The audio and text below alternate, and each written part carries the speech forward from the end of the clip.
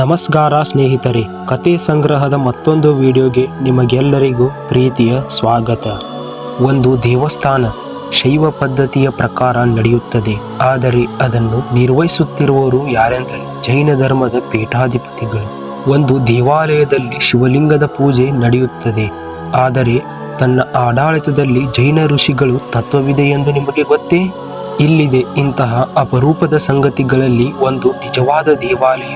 ಹೌದು, ಇದು ಕೇವಲ ಒಂದು ದೇವಸ್ಥಾನವಲ್ಲ, ಇದು ನಂಬಿಕೆಯ ಸಂಕೇತ, ಧರ್ಮದ ಬೆಳಕು ಹಂಚುವ ಹಾಗೂ ಸೇವಾ ಪರಂಪರೆಯ ಜೀವಂತ ಗುಡಿಯೇ ಆ ಒಂದು ದೇವಸ್ಥಾನವಾಗಿದೆ. ನಾವು ಇವತ್ತು ಯಾವ ದೇವಸ್ಥಾನದ ಬಗ್ಗೆ ನೋಡಲಿಕ್ಕೆ ಹೊರಟಿದ್ದೇವೆ ಎಂದರೆ ಕರ್ನಾಟಕದ ಪ್ರಖ್ಯಾತಿ ಪಡೆದಿರುವಂತಹ ಶ್ರೀ ಕ್ಷೇತ್ರ ಧರ್ಮಸ್ಥಳ ದೇವಸ್ಥಾನದ ಬಗ್ಗೆ ನೋಡಲಿಕ್ಕೆ ಹೊರಟಿದ್ದೇವೆ.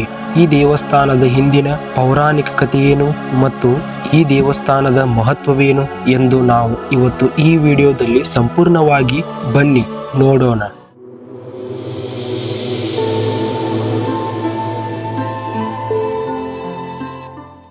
ಧರ್ಮಸ್ಥಳವು ಸುಮಾರು 800 ವರ್ಷಗಳ ಹಿಂದೆ ಅಂದರೆ 12ನೇ ಶತಮಾನದಲ್ಲಿ ಸ್ಥಾಪನೆಯಾದ ಪುಣ್ಯಕ್ಷೇತ್ರವಾಗಿದೆ.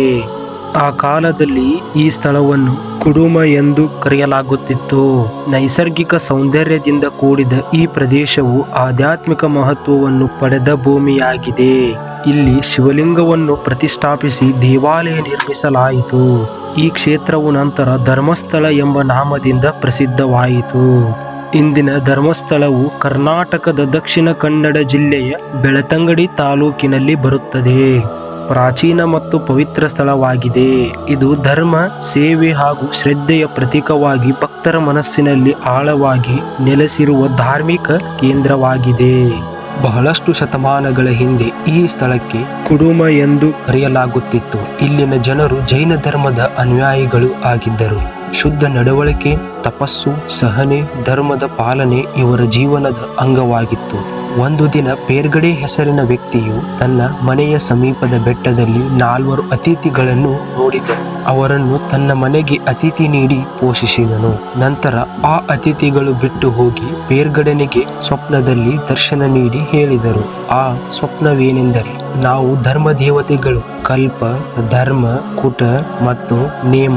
ನೀನು ನಮಗಾಗಿ ಇಲ್ಲಿ ಒಂದು ಮಂದಿರ ನಿರ್ಮಿಸು ಮತ್ತು ಜೊತೆಗೆ ಶಿವಲಿಂಗವನ್ನು ಪ್ರತಿಷ್ಠಾಪಿಸು. ಇವುಗಳಿಂದ ಈ ಊರು ಧರ್ಮದ ತಾಣವಾಗುತ್ತದೆ ಮತ್ತು ಈ ಊರು ಎಲ್ಲ ಧರ್ಮದ ತಾಣವಾಗುತ್ತದೆ ಮತ್ತು ಈ ಊರು ಪ್ರತಿಷ್ಠತೆಯನ್ನು ಪಡೆಯುತ್ತದೆ ಎಂದು ಆ ದೇವತೆಗಳು ಆ ಪೇರ್ಮಾಡನಿಗೆ ಹೇಳುತ್ತವೆ. ಅದೇ ರೀತಿಯಾದಂತೆ ಆ ಪೇರ್ಮಾಡನು ಒಂದು ದೇವಸ್ಥಾನವನ್ನು ನಿರ್ಮಿಸುತ್ತಾನೆ ಎಂಬುದು ಈಗಲೇ ಧರ್ಮಸ್ಥಳವಾಯಿತು. ಪೇರ್ಗಡೆ ಕುಟುಂಬದವರು ಕೇರಳದ ಕೆಲವು ಶೈವ ತಪಸ್ವಿಗಳ ಸಂಪರ್ಕಕ್ಕೆ ಬಂದು ಅವರ ಮಾರ್ಗದರ್ಶನದಲ್ಲಿ ಶಿವಲಿಂಗವನ್ನು ಪ್ರತಿಷ್ಠಾಪಿಸಿದರು. ಈ ಲಿಂಗ ಮಂಜುನಾಥೇಶ್ವರ ಎಂಬ ಹೆಸರಿನಿಂದ ಪ್ರಸಿದ್ಧಿ ಪಡೆದಿತು. ಮಂಜುನಾಥ ಎಂದರೆ ಈ ಶಿವಲಿಂಗ ಕರುಣೆಯ ಆಧಾರ. ಆತ ಭಕ್ತನಿಗೆ ಕಷ್ಟಗಳು ಪರಿಹರಿಸುವನು, ಜ್ಞಾನದ ಮಾರ್ಗ ತೋರಿಸುವವನು. ಇದೊಂದು ವೈಷ್ಣವ ಪೂರ್ಣ ಸಂಗತಿ. ಜೈನ ಕುಟುಂಬವೊಂದು ಶಿವಲಿಂಗ ಪ್ರತಿಷ್ಠಾಪಿಸಿದ ಪರಮಾರ್ಥದ ಪೂರ್ಣತೆ ಇಂದಿಗೂ ಆಶ್ಚರ್ಯವನ್ನೇ ಹುಟ್ಟಿಸುತ್ತದೆ. ಈ ದೇವಸ್ಥಾನದಲ್ಲಿ ಪ್ರಮುಖ ಆರಾಧನೆ ಮಂಜುನಾಥ ಸ್ವಾಮಿಗೆ ಮಾತ್ರವಲ್ಲ, ಇಲ್ಲಿ ದರ್ಶನವಾಗುವುದು ಇನ್ನೂ ಕೆಲವು ದೇವರುಗಳು ಇಲ್ಲಿ ಪೂಜೆಯಾಗುತ್ತವೆ.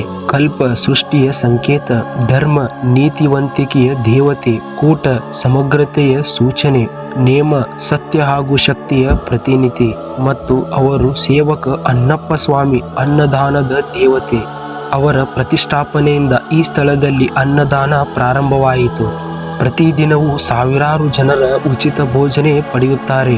ಅದು ಇಂದಿಗೂ ನಿಲ್ಲದೆ ನಡೆಯುತ್ತಿರುವ ಒಂದು ಧಾರ್ಮಿಕ ವಿಚಾರವಾಗಿದೆ. ಪೇರ್ಗಡೆ ಕುಟುಂಬ ಜೈನ ಧರ್ಮದ ಅನುಯಾಯಿಗಳ ಈ ಕ್ಷೇತ್ರ ನಿರ್ವಹಣೆ ತಮ್ಮ ಮೇಲೆ ತೆಗೆದುಕೊಂಡರು. ಆ ಕುಟುಂಬ ಇಂದಿಗೂ ಈ ದೇವಾಲಯವನ್ನು ನಿರ್ವಹಿಸುತ್ತಿದೆ. ಬಳಿಕ ಅವರ ಕುಟುಂಬದವರನ್ನು ಹೆಗಡೆ ಎಂದು ಸಂಬೋಧಿಸಲಾಯಿತು. ಅಂದರೆ ಧರ್ಮದ ರಕ್ಷಕರು. ಈ ಪರಂಪರೆಯ ಪ್ರಸ್ತುತ ಧರ್ಮಾಧಿಕಾರಿಯಾದಂಥ ಡಾಕ್ಟರ್ ಡಿ ವೀರೇಂದ್ರ ಹೆಗಡೆ ಅವರು ಈ ಒಂದು ದೇವಸ್ಥಾನದ ಧರ್ಮಾಧಿಕಾರಿಗಳು ಆಗಿದ್ದಾರೆ. ಇವರು 1968ರಲ್ಲಿ ಕೇವಲ 20ನೇ ವಯಸ್ಸಿನಲ್ಲಿ ಹೆಗಡೆ ಪಟ್ಟಕ್ಕೆ ಆಯ್ಕೆಯಾದರು.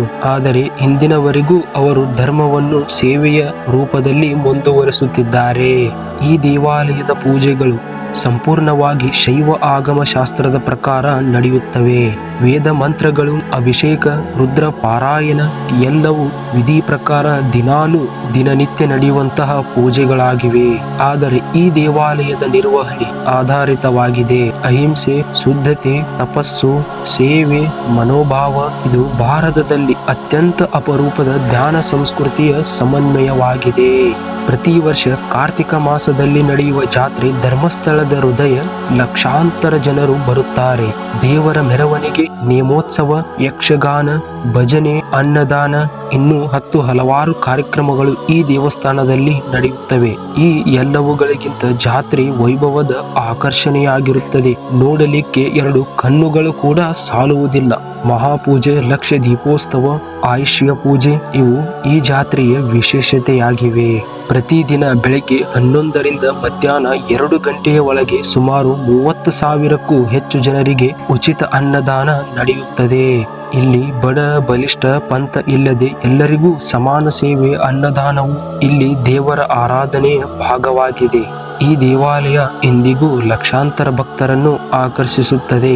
ಇಲ್ಲಿಗೆ ಬಂದವರೆಲ್ಲರೂ ಹೇಳುತ್ತಾರೆ, ಇಲ್ಲಿ ಬಂದ ಮೇಲೆ ಮನಸ್ಸು ಶಾಂತವಾಗುತ್ತದೆ. ಇದು ಕೇವಲ ಶಿವನ ದೇವಸ್ಥಾನವಲ್ಲ, ಇದು ಧರ್ಮಸ್ಥಳ. ಇದು ಶಬ್ದವಲ್ಲ, ಒಂದು ಜೀವಂತ ಸಂಸ್ಕೃತಿ. ಇಲ್ಲಿದೆ ಶಿವನ ಆಶೀರ್ವಾದ. ಜೈನ ತತ್ವದ ಭಕ್ತಿಯೇ ನದಿಯಾಗಿದೆ. ಅದೇ ಧರ್ಮಸ್ಥಳದ ಧರ್ಮಪಥದ ದೀಪ. ಇಂತಹ ಪವಿತ್ರ ಸ್ಥಳದ ಕಥೆಯನ್ನು ತಿಳಿಯಲು ನಿಮಗೆ ನಂಬಿಕೆ ಇದೆ. ಈ ವಿಡಿಯೋವನ್ನು ಪ್ರಸ್ತುತಪಡಿಸಿದ್ದೇವೆ. ನಿಮಗೆ ಇಷ್ಟವಾದರೆ ದಯವಿಟ್ಟು ಕಥೆ ಸಂಗ್ರಹ ಚಾನೆಲ್ಗೆ ಲೈಕ್ ಮಾಡಿ, ಶೇರ್ ಮಾಡಿ ಮತ್ತು ಸಬ್ಸ್ಕ್ರೈಬ್ ಮಾಡುವುದನ್ನು ಮರೆಯಬೇಡಿ. ಧನ್ಯವಾದಗಳು.